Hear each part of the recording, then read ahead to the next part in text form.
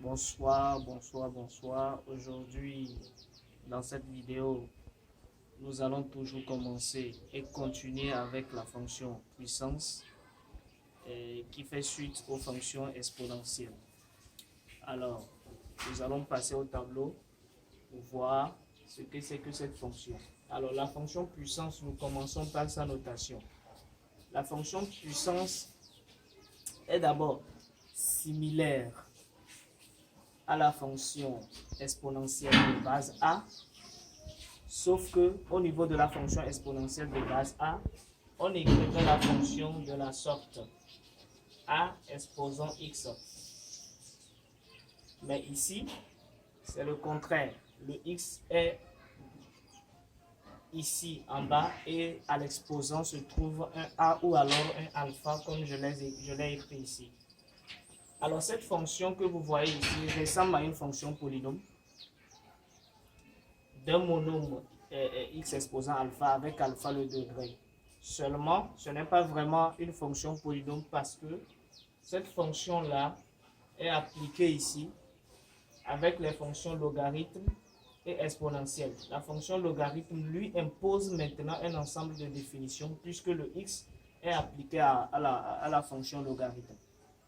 Alors, donc, ça veut dire que cette fonction n'est ni fonction polynôme, elle n'est pas aussi une fonction exponentielle de base A, mais c'est une fonction puissance comme on l'a écrit dans le chapitre. Alors, à cause du fait que x soit appliqué à ln, ça veut dire simplement que l'ensemble de départ de cette fonction doit être de 0 à plus l'infini, comme vous le voyez écrit ici. La fonction va de R étoile plus vers R tel qu'à x, on associe x exposant alpha qui est égal à exponentielle de alpha ln de x. Alors, je tiens à rappeler que cette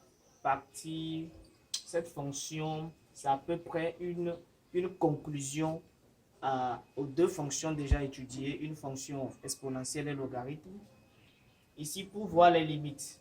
Les limites sont sous conditions. Les conditions, c'est par rapport à alpha. Lorsque nous voyons si alpha est supérieur à 0, alpha est positif, en ce moment, lorsque x tend vers 0, la limite de x exposant alpha est égale à 0. Bien sûr, x tend vers 0 par valeur supérieure par rapport à l'ensemble de départ que nous avons ici. De même, la limite de x exposant alpha, lorsque x tend vers plus l'infini, c'est exactement égal à plus l'infini. Bien sûr, alpha étant positif. Lorsque alpha est inférieur à 0, donc négatif, on aura limite de x exposant alpha, x tendant vers 0, égale à plus l'infini. Et la limite de x exposant alpha, x tendant vers plus l'infini, égale à simplement 0. Pourquoi? Parce que alpha étant négatif, écrire sous cette forme x exposant alpha, c'est comme si on faisait l'inverse de x exposant valeur absolue de alpha. Donc, en ce moment, on aura un inverse. Lorsque x exposant valeur absolue de alpha va tendre vers l'infini, on aura 1 sur infini qui va donner simplement 0. Alors, la dérivabilité des fonctions puissances. Lorsqu'on a une fonction u sur laquelle il y a une puissance de alpha, le degré, on aura simplement alpha u' fois u exposant alpha moins 1. C'est comme ça que la dérivée se calcule.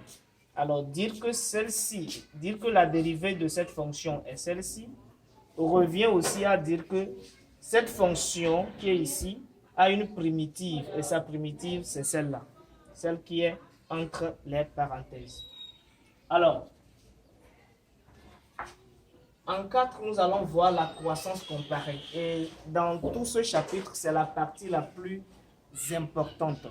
Elle nous permet de lever certaines indéterminations lorsqu'on commence à étudier des fonctions logarithmes mélangées avec des fonctions puissance, des fonctions exponentielles mélangées avec des fonctions logarithmes exponentielles et tout ça. Alors, la croissance comparée, nous avons deux propriétés qui sont très importantes. la première propriété, c'est lorsque alpha est supérieur à 0, alpha positif. Lorsque alpha est positif et qu'on se retrouve avec une fonction qui est sous cette forme ln de x sur x exposant alpha et qu'il faut calculer la limite lorsque x tend vers plus l'infini, on aura simplement égal à 0. Pourquoi? Je vais vous expliquer. C'est parce que la fonction puissance croît plus vite que la fonction logarithme népérienne. D'où le nom croissance comparée. On compare la croissance des fonctions pour déterminer à peu près la limite que ça va donner si ces deux fonctions sont combinées dans une fonction rationnelle. Alors, ces deux fonctions, on a ln de x sur ln de x pardon, sur x exposant alpha. Alors, la limite de cette fonction va donner 0 parce que celui-ci croît, celui-ci aussi croît, mais le problème c'est que le ln de x croît mais faiblement par rapport à la croissance de la fonction puissance. Alors, celui-ci aussi a impliqué celui-là. Ça veut dire que x exposant alpha moins ln de x, lorsque x tend vers plus l'infini, c'est simplement égal à plus l'infini, parce que normalement, on aura plus l'infini moins plus l'infini, qui est une indétermination. Mais parce que celui-ci croît plus vite que celui-là, on prend que ça donne une infinie. Alors, on continue ici de même, limite de x exposant alpha sur exponentielle de x tendant vers plus l'infini, c'est égal à 0. Pourquoi? Parce que la fonction exponentielle est plus, sa croissance est plus rapide et élevée par rapport à la fonction puissance.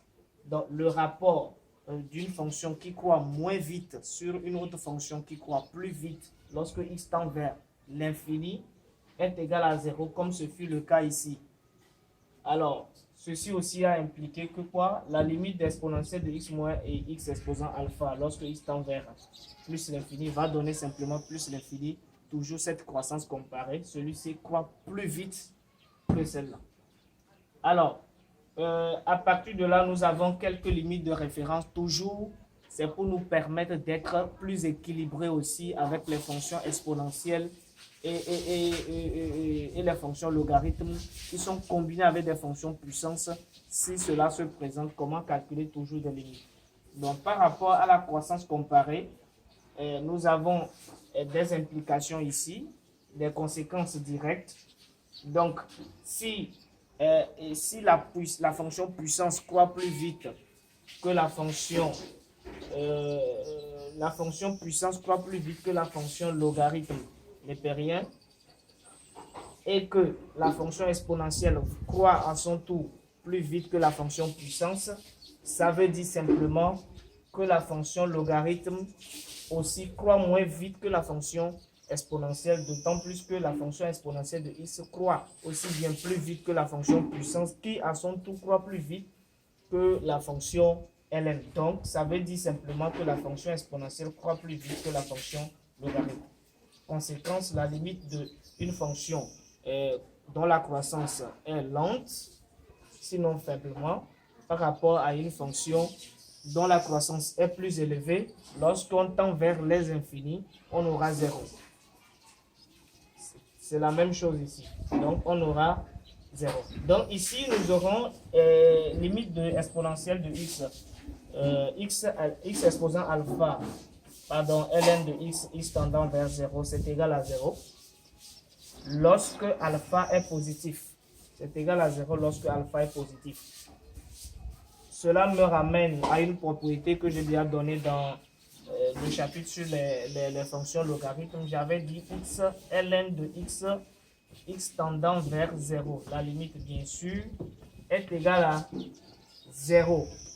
Ici, c'est la même chose, seulement alpha ici est égal à 1. Et ici, que ce soit 1, x au carré, x au cube, en allant vers l'infini, on aura toujours 0 ici. Donc ici, nous aurons aussi limite de valeur absolue de x exposant alpha fois exponentielle de x tendant vers moins l'infini est égal à 0. X tendant vers moins l'infini est égal à 0. Ici, c'est démontrable. C'est comme si nous avons valable celui de plus, valable celui de moins l'infini, qui va être égal à plus l'infini. Voilà. Exposant alpha, bien sûr, alpha étant positif. Maintenant, sur exponentielle de plus l'infini.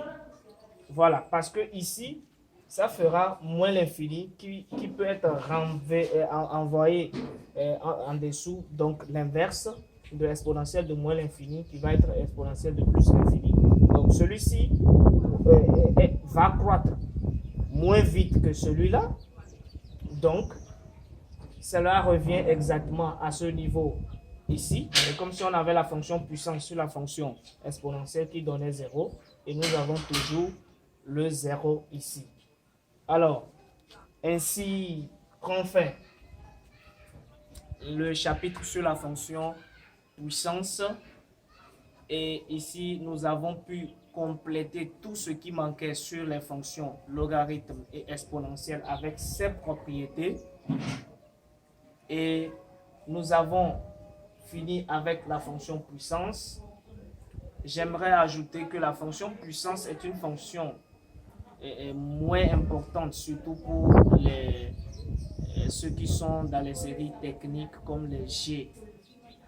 Même les C et D sont des fonctions qui sont rares. Cependant, les propriétés qui en découlent de cette fonction sont importantes pour résoudre des fonctions comme logarithme et les fonctions exponentielles. Je vous remercie, c'est tout pour cette vidéo et à très bientôt pour la suite du programme sur les mathématiques au niveau terminal. Merci.